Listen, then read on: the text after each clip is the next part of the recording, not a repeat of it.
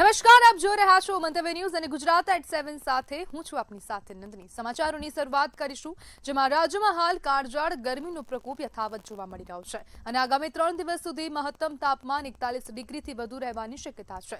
વલ્લભ વિદ્યાનગરમાં સૌથી વધુ 42.3 ડિગ્રી તાપમાન નોંધાયું। હવામાન વિભાગ મુજબ સાયક્લોનિક સર્ક્યુલેશન સિસ્ટમ સક્રિય થતા 19 મે બાદ તાપમાનમાં આંશિક ઘટાડો થશે।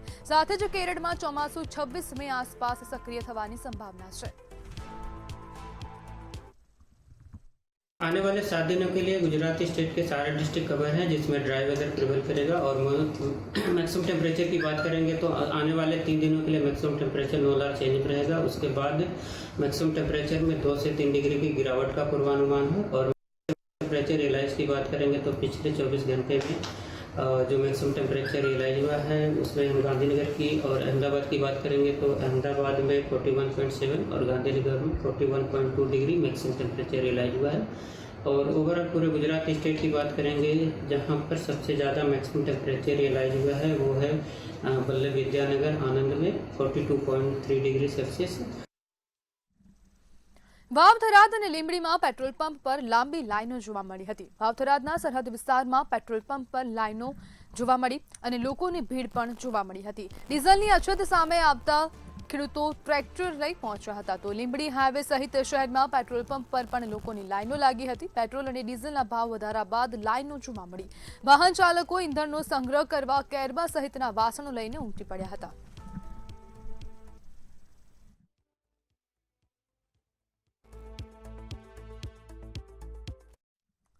નર્મદા જિલ્લાના બંજેઠા સ્થિત એસઆર પેટ્રોલ પંપ ખાતે ડીઝલ લેવા માટે વહેલી સવારથી જ વાહન ચાલકો અને ખેડૂતોની લાંબી કતારો જોવા મળી રહી છે। ઈરાન, ઇઝરાયલ અને અમેરિકા વચ્ચે વધેલા તણાવની અસર હવે ઇંધણ પુરવઠા પર પણ જોવા મળી રહી છે, જેના કારણે કેટલાક વિસ્તારોમાં ડીઝલની અછત સર્જાઈ છે। તિલકવાડા અને ગમોડ વિસ્તારમાં ડીઝલનો સ્ટોક ખૂટતા ખેડૂતો ટ્રેક્ટર અને કેરબા લઈને બંજેઠા પેટ્રોલ પંપે ઉમટી પડ્યા છે। ખેતીની સિઝન નજીક હોવાથી ખેડૂતોમાં ચિંતા વધી રહી છે।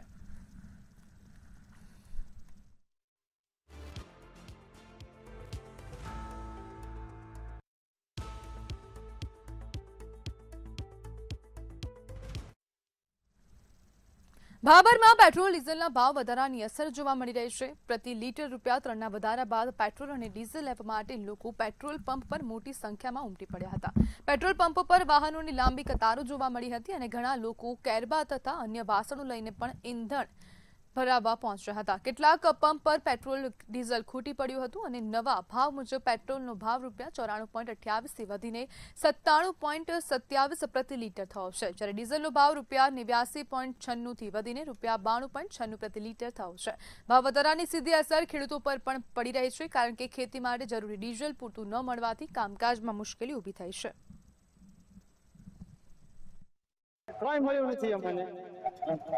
આ ટ્રેક્ટર આઈડા ભરીને આવ્યા હતા, ટ્રેક્ટર વસે પડ્યું છે, માર્કેટના નાક આવે છે, અમારે લઈ જવું છે ખેડૂતોને। અમારા માલ ભાવ હાલતા નથી, ડીઝલ મળતું નથી, ખેડૂત કરે છે ડીઝલ લેવા કેટલા સમયથી? આ 1 કલાકથી નાક આવે છે, ટ્રેક્ટર ફસલ પડ્યું છે। અમને આપણે 5 લીટર મોટ હશે, 5 લીટર કે 4 લીટર। 5 વાગ્યાથી લાઈન લાગી છે, 1 કલાક 1.5 કલાકથી અમે લાઈનમાં લાગી રહ્યા છે અને પેટ્રોલની એટલી બહુ તંગી છે। મારે સરકારને નમ્ર વિનંતી છે કે જેટલું ઝડપી બને એમાં આ પેટ્રોલનું વાતનું નિવારણ લાવે અને જેમ બને એમ પબ્લિકને સુવિધા આલે, એટલી મારી પબ્લિકને મારી સરકારને એટલી નમ્ર વિનંતી છે। બહુ હેરાન થઈ રહ્યા છીએ અને પાપરમાં કોઈ પેટ્રોલ પંપમાં પેટ્રોલ નથી, એક જ અહીંયા છે। સવારથી ઉભા છે, 2-3 કલાકથી ઉભા છે, 100 બાઈકો છે લાઈનમાં અને બીજા કોઈ પેટ્રોલ પંપે પેટ્રોલ મળતું નથી, એક જ પેટ્રોલ પંપે મળે છે।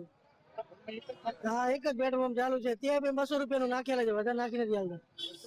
હા, 200 નું નાખેલા પેટ્રોલ વધારે નહીં મળે, 200 નું જ મળશે ત્યાં। ડીઝલ વાળા તો ખૂબ હેરાન કરે છે, તમે બજારમાં જઈને ઓનલાઈન પૈસા લેતા નહીં કે બજારમાં જઈને રોકડા લઈને આવો, રોકડા લઈને આવે તો કે કલાક ઉભા રહો। હા, બીજા કોઈ પેટ્રોલ પંપ ઉપર પેટ્રોલ નથી? ના, નથી, એક જ જગ્યાએ લાડુડા છે, લાઈન જ છે। મોટી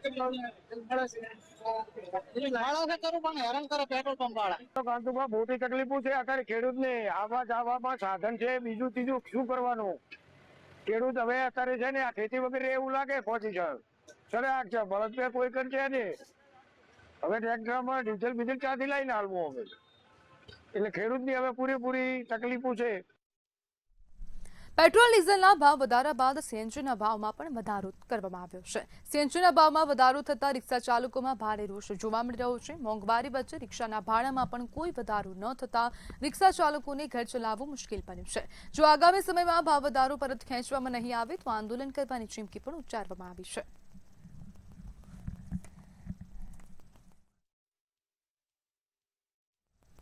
પેટ્રોલ અને ડીઝલના ભાવ વધારાની અસર ખેડૂતો પર પણ જોવા મળી રહી છે. ખેડૂતોનું કહેવું છે કે ટ્રેક્ટરથી લઈને કેનાલોમાંથી પાણી ખેંચવા માટે એન્જિનોમાં ડીઝલનો ઉપયોગ થતો હોય છે.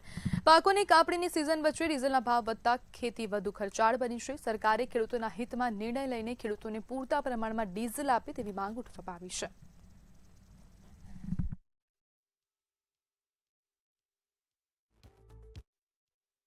સરકારને કોઈ વિનંતી કરવામાં આવે છે કે ગમે તે કરીને ગઢ આજુબાજુના પંથકમાં કે દરેક આખા ગુજરાતના ખેડૂતોના જે ગામડામાં પેટ્રોલ પંપ છે તે ફૂલે ફૂલ રાખી જેથી કરીને ખેડૂતને તકલીફ ન પડે. હવે ડીઝલના ભાવ 2-3 રૂપિયા વધી ગયા એટલે ટ્રેક્ટરોવાળા 1200-1300 રૂપિયા કરી દે. હવે 1200-1300 રૂપિયા ખેડાઈમાં ખેડૂત ચૂકવે એના કરતાં વધારે તો આ ખાતર અને બિયારણમાં બી ભાવ વધી ગયા છે.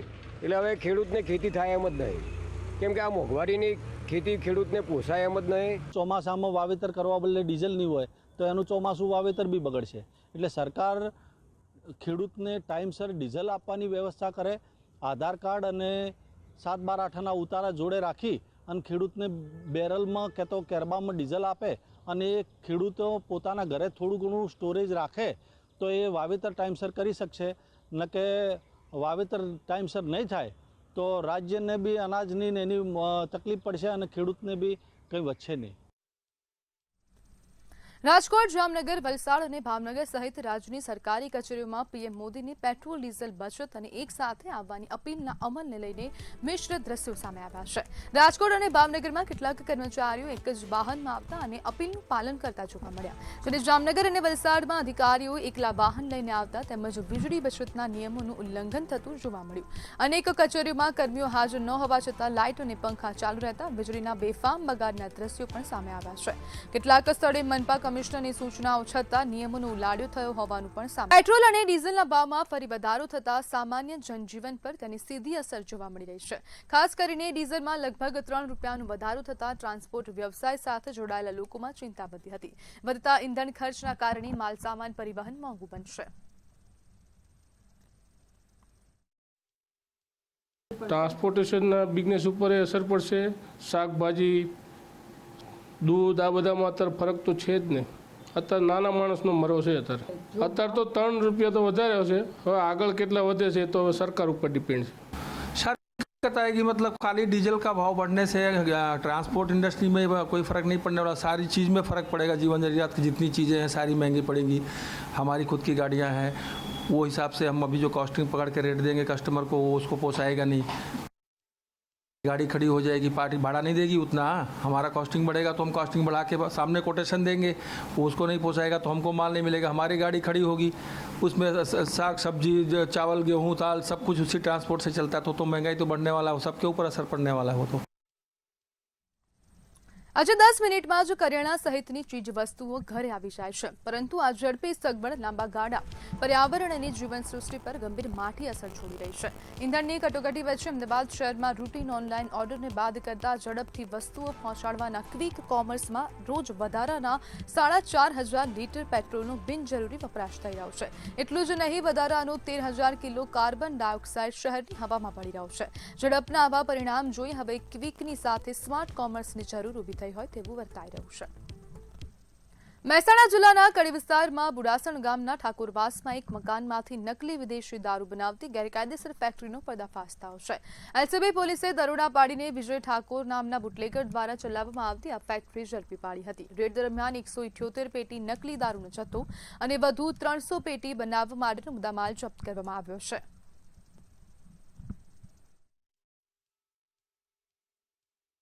આકડીનો બુડાસણ ગામે પ્રેરણા ઘરમાં નકલી ઇંગ્લિશ દારૂ બનતો હતો, જેની માહિતી મળતો અમે તથા અમારા સાહેબ અમે ટીમ વોચ કરતો જે જગ્યા મળતો અમે જગ્યા ઉપર આવીને તપાસ કરતા ઉપરથી ઇંગ્લિશ દારૂ બનાવવાનો મુદ્દામાલ તેમજ ખાલી બોટલો તેમજ ભરેલી પેટીઓ અને બીજો બધું એનો માલ મળેલો જે પેકિંગ કરવાનો અને કુલ પેટી 178 પેટી મળેલી છે અને બીજું એનો સીલ મારવાનો એવા પેકિંગ બધું કરવાનું મુદ્દામાલ બધો મળેલો છે. કડીના બુડાસણની અંદર જે નકલી દારૂ બનાવવાની ફેક્ટરી ઝડપાઈ છે, જે મહેસાણા એલસીબી ટીમ દ્વારા આજે પકડવામાં આવી છે અને મોડી રાતે પકડી હતી જે એલસીબી ટીમ દ્વારા નકલી દારૂ બનાવતી ફેક્ટરીને અને મહેસાણા મોટી માત્રામાં જે કહેવાય કે બનાવટી દારૂનો જથ્થો ઝડપી પાડવાની માહિતી મળી છે હાલમાં તો. અને મોડી રાતથી લઈને મહેસાણા એલસીબી પોલીસ દ્વારા એક કાર્યવાહી કરી છે અને શરૂ કરવામાં આવી હતી અને જે કહેવાય કે દારૂ બનાવતી ફેક્ટરીમાં હજુ પણ કાર્યવાહી ચાલી રહી છે. જે કહેવાય કે અને જે છે તે દારૂ બનાવવાના જે 500 લીટરના જે ટાંકીઓ છે તેની અંદર ઇથોનોલ નાખીને જે બનાવતી હતી દારૂ બનાવવાની જે છે તે દેખાઈ રહ્યું છે અને જે 178 જેટલી પેટીઓ પણ જે નકલી દારૂનો જથ્થો ઝડપી પાડવામાં આવે છે. જે પંજાબ સેલનું સ્ટીકર મારીને RSનું સ્ટીકર મારીને જે બનાવતી હતી દારૂની બોટલો અને 300 જે પેટી નકલી દારૂ બનાવી એટલે બોટલો સહિતનો મુદ્દામાલ મળવામાં આવે છે. અને જે કહેવાય કે જે દારૂ છે બોટલ નકલી આખું ઓરિજિનલ પેકિંગ હોય તેવું સ્પષ્ટપણે લાગી રહ્યું છે. નકલી દારૂ જે છે તે બતાવી રહ્યા છે અને જે નકલી દારૂ ઝડપાઈ છે હાલમાં ફેક્ટરીને કડી પોલીસ અને આ દારૂના કેસમાં કેટલા સમયથી અહીં બનતો હતો અને જે કેટલા સમયથી આ લોકો બનાવતા હતા તે પણ તપાસનો વિષય છે. અને હાલમાં 4 આરોપીના નામ આવ્યા છે અને 4 આરોપી હાલમાં ફરાર છે. અલ્પેશ પટેલ, મંતવ્ય ન્યૂઝ, મહેસાણા. છોટાઉદેપુર જિલ્લાના બોડેલી તાલુકાના જબુ ગામમાં તળાવ ખોદકામને લઈને વિવાદ ઉગ્ર બન્યો છે. ત્યારે શું છે સ્થિતિ, જોઈએ અહેવાલમાં. જબુ ગામ તળાવમાંથી ચાલી રહેલા મોટા પાયે માટી ખોદકામ સામે પ્રજાપતિ સમાજ અને સ્થાનિક ગ્રામજનોમાં ભારે રોષ ફાટી નીકળ્યો છે. વર્ષોથી તળાવની માટીનો ઉપયોગ કરીને માટલા અને માટીના વાસણો બનાવી જીવન ગુજારતા આશરે 40 પરિવારો હવે રોજગાર છીનવાઈ જવાની ભીતિ વ્યક્ત કરી રહ્યા છે.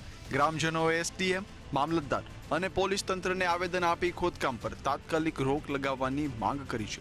બોડેલી સેવા સદનમાં તમામ પ્રજાપતિ સમાજના લોકો માટીકામનો ધંધો કરે છે. જેઓ નેશનલ હાઈવે દ્વારા રાતોરાત જે પ્રજાપતિ સમાજને તળાવ આપેલું છે એમાંથી માટી ચોરીને લઈ ગયા છે. આ લોકો 40 કુટુંબ ધરાવે છે. આ લોકોનો રોજગારી છીનવાઈ ગઈ છે. તેમજ અમે જ્યારે બી રજૂઆત કરવા આવીએ છીએ તો અમને ધાક ધમકી આપવામાં આવે છે કે અમે આ કરી દઈશું, પોલીસ કેસ કરી દઈશું, આવું કરી દઈશું. બરાબર છે. તો આ પ્રજાપતિ સમાજ જાય તો ક્યાં જાય? અને આ જે અમને પ્રજાપતિ સમાજને જે જમીન આપી છે એ કાયદેસર ગવર્મેન્ટે આપેલી છે, નથી કયું કશું ને ઠરાવ કરીને આપેલી છે. જ્યારે સરકારને જરૂર પડે કંઈ બાંધકામ કરવાની જરૂર પડે તો લઈ શકે છે, પણ અમે સામે પાછી જમીન આપી શકે છે. આજ રોજ અમે બોડેલી મામલતદાર ઓફિસ, SDM ઓફિસ અને PSI બધાને આવેદનપત્ર આપવા આવ્યા છે. કેમ કે અમારા સમાજની જમીન, અમારા સમાજનું જે તળાવ હતું ત્યાંથી સરકાર દ્વારા NHI દ્વારા કોઈ પેટા કોન્ટ્રાક્ટરને આપીને અમારી માટી ખોદવામાં આવી છે. એ અમને અમારી જાન બરોબર પંચાયત દ્વારા ઠરાવ કરીને આપેલી છે. જે ઠરાવ પાસ કરવામાં આવ્યો છે તે પ્રજાપતિ સમાજને બોલાવવામાં આવ્યા નહીં, પૂછ્યા વગર જે ઠરાવ પાસ કર્યો છે એની પર કાયદેસરની કાર્યવાહી થવી જોઈએ. અમારી એ જ માંગ છે SDM સાહેબ જોડે અને મામલતદાર જોડે. બરાબર. અને પૂછ્યા વગર ઠરાવ પાસ કરીને રાતોરાત આગળ રાત દાડો ખનન ચાલુ છે અને જે આ જથ્થા કરતાં વધારે ખોદકામ કરેલું છે આ લોકોએ.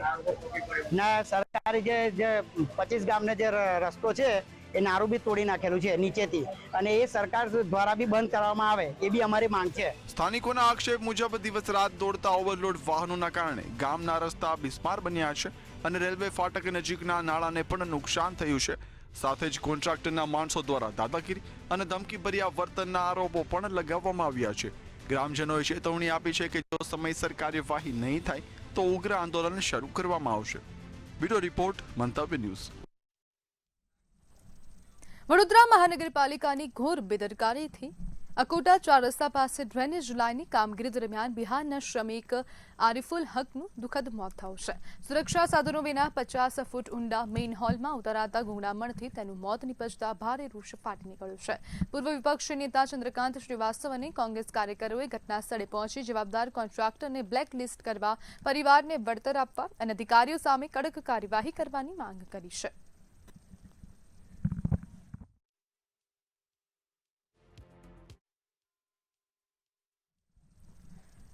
સ્થાનિક સ્વરાજની ચૂંટણીઓ બાદ ગુજરાતની રાજનીતિમાં ગરમાવો વધ્યો હતો. કોંગ્રેસે ભાજપ સરકાર અને પોલીસ પર વિરોધી નેતાઓને ખોટા કેસોમાં ફસાવવાના ગંભીર આરોપો લગાવ્યા હતા. પ્રદેશ પ્રમુખ અમિત ચાવડાએ સંખેડા દારૂ કેસમાં કોંગ્રેસ નેતાઓને ટાર્ગેટ કરાયા હોવાનો દાવો કર્યો છે. સ્થાનિક સ્વરાજની ચૂંટણીઓ દરમિયાન આપણે સૌએ જોયું કે પોલીસ અને પ્રશાસનનો રોલ જે નિષ્પક્ષ હોવો જોઈએ એના બદલે એમની તમામ કાર્યવાહીને રોલ એક તરફી એટલે કે સત્તા પક્ષે ભારતીય જનતા પાર્ટીની તરફેણમાં રહ્યો. એક તરફ પ્રમાણિક અધિકારીઓ જે નિષ્ઠા પ્રામાણિકતાથી પોતાની ફરજ અદા કરે છે અને બીજી બાજુ જે ચાપલુસ અધિકારીઓ છે, ભ્રષ્ટાચારી અધિકારીઓ છે કે જે સરકારનો હાથો બની ભારતીય જનતા પાર્ટીનો કેસરી ખેસ પહેરીને કાર્યકર તરીકે કામ કરતા હોય એવા અધિકારીઓ, કર્મચારીઓ આપણે આ ચૂંટણી પ્રક્રિયા દરમિયાન જોયા છે. 4/2026 ના રોજ એટલે કે ઇલેક્શનના 2 દિવસ પહેલા જ આશીષ જોશીની સામે જે ફરિયાદ સંખેડા પોલીસ સ્ટેશન ખાતે નોંધાવવામાં આવી, તે ફરિયાદના મુખ્ય આરોપી જે છે એનું નામ પ્રમોદ પંચનારાયણ પાંડે. આ પ્રમોદ પાંડેને 24 તારીખે જ ફરિયાદ દાખલ થાય છે અને 24 તારીખે તરત જ નામદાર કોર્ટમાં રજૂ કરવામાં આવે છે અને 1 દિવસના રિમાન્ડ મેળવી બીજા દિવસે એ તરત જામીન પર છૂટી જાય છે. તો વડોદરા ખાતેથી સમાચાર સામે આવી રહ્યા છે. દેવ ડેમ કેનાલમાં ભ્રષ્ટાચારનો મામલો ગરમાયો છે.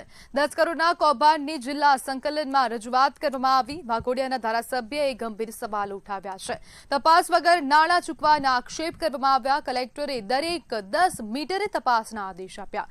કોન્ટ્રાક્ટર અને અધિકારીઓ સામે કડક કાર્યવાહીની માંગ પણ કરવામાં આવી છે.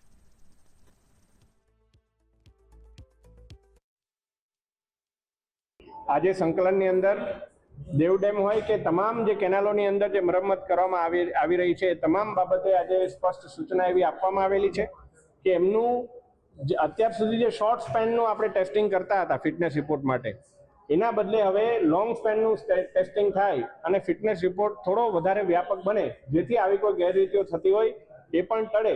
અને આ જે વિશેષ જે મુદ્દો છે કે જે દેવ ડેમનો આપ કહી રહ્યા છો, એની અંદર પણ જવાબદાર વ્યક્તિઓ ઉપર કાર્યવાહી કરવામાં આવશે એ બાબતે આજે સૂચના આપવામાં આવેલી છે. આ દેવ ડેમનો જે વિસ્તાર છે એની અંદર વાઘોડિયા તાલુકાના મોસ્ટલી ગામોને કવર કરતી ઘણા વર્ષોથી આ કેનલ બંધ હતી. મારા ઇલેક્શન પછી મને ધ્યાનમાં હતું, ખેડૂતોની રજૂઆત હતી, એટલે પહેલી સંકલનની અંદર આ દેવ ડેમની કેનલ ચાલુ કરવા માટે જ રજૂઆત કરી હતી અને મારી રજૂઆતને ધ્યાને લઈને સરકારશ્રીએ આને 62 કરોડ રૂપિયા જેટલું ફંડ ફાળવેલું છે અને આ ઘણા બધા ગામોને કવર કરીને ઘણા ખેડૂતોને આનાથી ખૂબ મોટો ફાયદો થયો. બનાસકાંઠામાં એલસીબીએ એક આંતરરાજ્ય છારા ગેંગનો પર્દાફાશ કર્યો હતો. આ ગેંગ ફ્લાઇટથી અલગ અલગ શહેરોમાં જઈ પાર્ક કરેલી કારોના કાચ તોડી ચોરી કરતી હતી. ખાસ કરીને ધાર્મિક સ્થળોને નિશાન બનાવી રોકડ અને કિંમતી સામાન ચોરીને અંજામ આપતા હતા. સીસીટીવી અને ટેકનિકલ સર્વેલન્સની મદદથી 2 આરોપીઓ ઝડપા અને લાખો રૂપિયાનો મુદ્દામાલ જપ્ત કર્યો. હું પ્રશાંત સુંબે, પોલીસ અધિક્ષક બનાસકાંઠા જિલ્લાના વડગામ પોલીસ સ્ટેશન વિસ્તારમાં છેલ્લા વીકમાં 2 ગાડીના કાચ તોડીને ચોરીના બનાવ બનેલા હતા. આ બનાવના અનુસંધાને એલસીબીની જુદી જુદી ટીમો બનાવવામાં આવેલ હતી અને તે સંબંધિત ડિટેક્શનની કાર્યવાહી શરૂમાં હતી. આ ડિટેક્શન દરમિયાન તે દિવસે અને તેનાથી 1-2 દિવસ પહેલાંના સીસીટીવી ફૂટેજ ચેક કરીને લગભગ 500થી વધુ સીસીટીવી કેમેરા ચેક કરીને આરોપીની અને તેના વ્હીકલની ઓળખાણ કરવામાં આવેલ. તો ગાંધીનગર ખાતેથી સમાચાર સામે આવી રહ્યા છે। વસ્તી ગણતરી મામલે શિક્ષકોએ મોટી રજૂઆત કરી છે। સરકારી એપ માટે ટેબ્લેટ મોબાઈલની માંગ કરવામાં આવી। શિક્ષકો પર આર્થિક બોજ ન નાખવા અપીલ, એપમાં જરૂરી સુધારા કરવા લેખિત રજૂઆત, 15,000ના ખર્ચ સામે સુવિધા આપવાની માંગ કરાઈ। શૈક્ષણિક મહાસંઘે સરકાર સમક્ષ પ્રશ્ન મૂક્યા। સમગ્ર ગુજરાતમાં 1 જૂનથી વસ્તી ગણતરીના પ્રથમ તબક્કાની શરૂઆત થવા જઈ રહી છે। અત્યારે જિલ્લા કક્ષાએ તાલીમ ચાલી રહી છે। સમગ્ર ગુજરાતની અંદર તાલીમ દરમિયાન વિવિધ જિલ્લાઓની જે રજૂઆત અખિલ ભારતીય રાષ્ટ્રીય શૈક્ષિક મહાસંઘને મળી છે, તેમાં આ વસ્તી ગણતરીની જે કામગીરી છે એ મોબાઈલ એપ દ્વારા કરવાની છે અને આ મોબાઈલ એપ એ એવા જ ફોનમાં ચાલશે કે જેની અંદર એન્ડ્રોઈડ ફોનમાં 12.0 કે તેનાથી ઉપરનું વર્ઝન હોય। સાબરકાંઠાના પ્રાંતિજથી સમાચાર સામે આવી રહ્યા છે। દારૂ ભરેલી પિકઅપ ઝડપાઈ છે। ફ્રૂટની આડમાં થતી હતી દારૂની હેરાફેરી।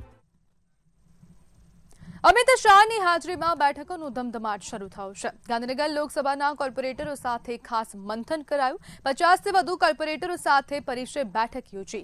5 વોર્ડના સભ્યો સાથે ચર્ચા કરી। અમિત શાહે જીતના લેખાજોખાની વિગતો મેળવી। તો પાટણ ખાતેથી સમાચાર સામે આવી રહ્યા છે। પદાધિકારીઓની ચૂંટણીનું જાહેરનામું બહાર પડ્યું છે। 25 મેના રોજ પ્રમુખ ઉપપ્રમુખની ચૂંટણી યોજાશે। 24 મે બપોરે 2 વાગ્યા સુધી ફોર્મ ભરવામાં આવશે। 9 તાલુકા પંચાયતમાં પણ। તો ગુજરાત@7માં હાલ બસ આટલું જ। વધુ માહિતી માટે જોતા રહો મંતવ્ય ન્યૂઝ। નમસ્કાર।